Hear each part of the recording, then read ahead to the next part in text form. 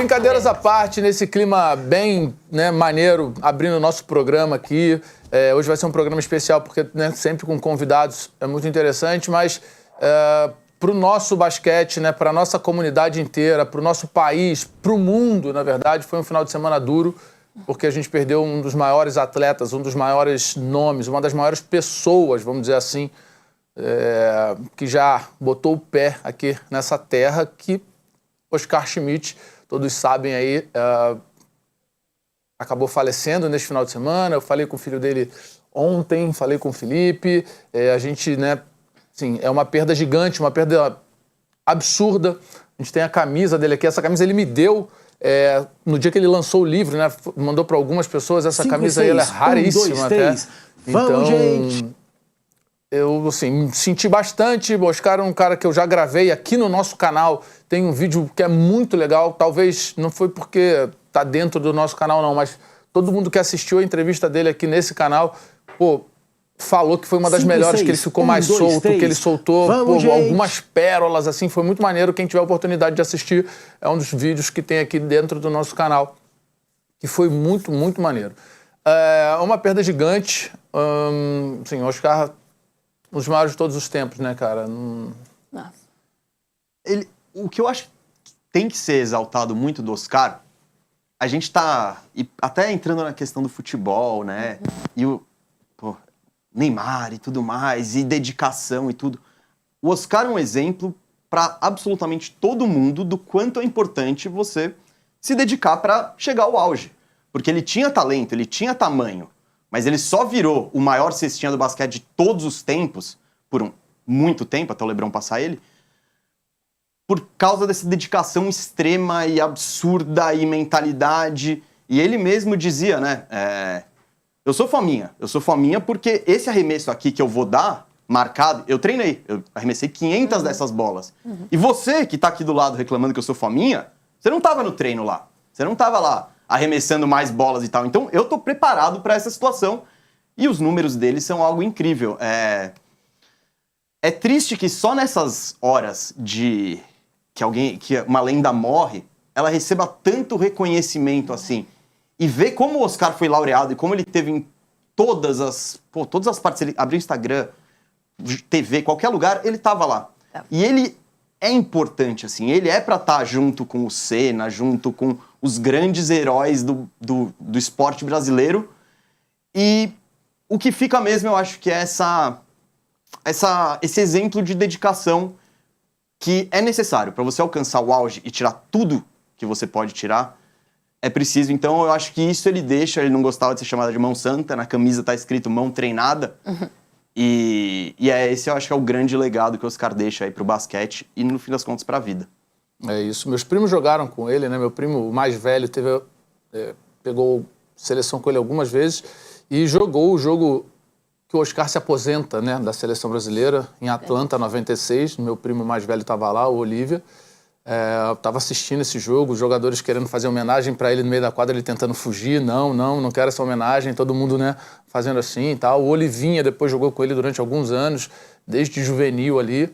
E tem algumas histórias muito legais, né? Tipo, o meu primo mais velho, o Olívia, era um cara que era muito parceiro do Oscar. Assim, o Oscar gostava muito dele, que ele era um big que arremessava de fora, né? Então, jogou com o Oscar em 3 ou 4 oportunidades, assim, em times diferentes. E aí, uma dessas no Flamengo, né? O Oscar fala que ele arremessou... Ele matou 94 bolas de 3 pontos seguidas, né? O Oscar fala isso. Aí o Olívia fala que é mentira, né? Ele fala, não, você matou 108. Era uma coisa assim, não, 108. Ele falou, não, pô, matou mais de 100. Não matei, não cheguei a 100. Meu recorde nunca foi chegar a 100 bolas seguidas de 3. Não, você matou 108. Ficava essa discussão, assim. É legal demais. E, assim, vai ficar, né, a saudade e a história. Eu acho, o Firu pode falar também um pouco, se quiser, sobre isso, porque eu acho que hoje em dia, talvez, é muito raro a gente ver atletas com essa... Eu acho que com essa personalidade. Hoje em dia ninguém fala mais o que eu quero falar, sabe? É muito... Ele falava, irmão, eu sou melhor, eu não vou te passar a bola, isso aqui tá errado. Porra, nessa entrevista que tem aqui no canal, a gente fala sobre a seleção brasileira dessa geração que era muito boa agora, essa geração atual com todo mundo na NBA, que não ganhou título, ele mete o pau nos caras com personalidade, ele falava. E hoje em dia a gente não vê muito isso, né? As pessoas têm medo de falar, né? Não, o Oscar tinha uma personalidade muito forte. Acho que quando você tem o cachê que ele tem, né, cara, você conseguia os feitos que ele conseguiu e atingir a grandeza que ele atingiu mesmo no esporte, né? O Oscar, cara, é um dos melhores jogadores da história do basquete mundial, assim.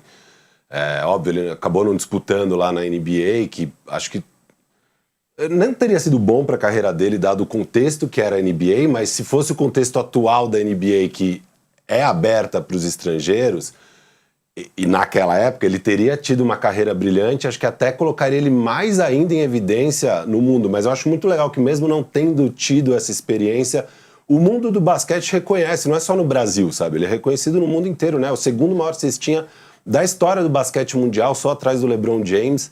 É um cara com uma carreira brilhante, os americanos reconhecem aquela derrota mesmo, né, no PAN.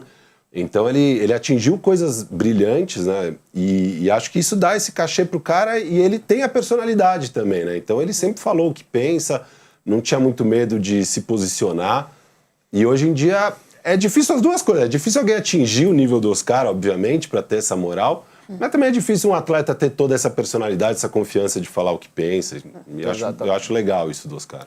Faz falta, né? Eu acho que assim, no Brasil a gente não vê tanto isso. Lógico, na NBA a gente assistia algumas dessas tretas dos caras falarem um contra o outro, né? Hoje em dia até lá também, mesmo com os caras com um cacife altíssimo, não falam tanto, né? Então essa coisa de instigar a rivalidade, a gente não vê tanto hoje, né? De provocar tanto o adversário. São poucos que a gente vê. O Oscar tinha isso, assim, de forma natural, e é o que fazia alguns odiarem e outros amarem, né? Ele era esse cara que você fala, não, muita arrogância. Não, meu irmão, eu treinei, eu posso fazer isso. Não, me dá a bola. Tá reclamando de mim que eu não tô passando? Agora que eu não vou passar mesmo. Ele ia lá e tacava outra. Oscar fenomenal, um abraço à família aí, né? Força aos familiares, às pessoas próximas que vão sentir bastante essa perda. E nós aqui, como amantes do basquete. Não? Quer falar, Marcelinha? Não, só ia falar que o Firu falou que o pessoal dos Estados Unidos reconhece muito aquela derrota. E digo mais, né? Aquele Dream Team talvez só tenha existido porque aconteceu essa derrota no PAN, que o Oscar destruiu, ganhou dos Estados Unidos.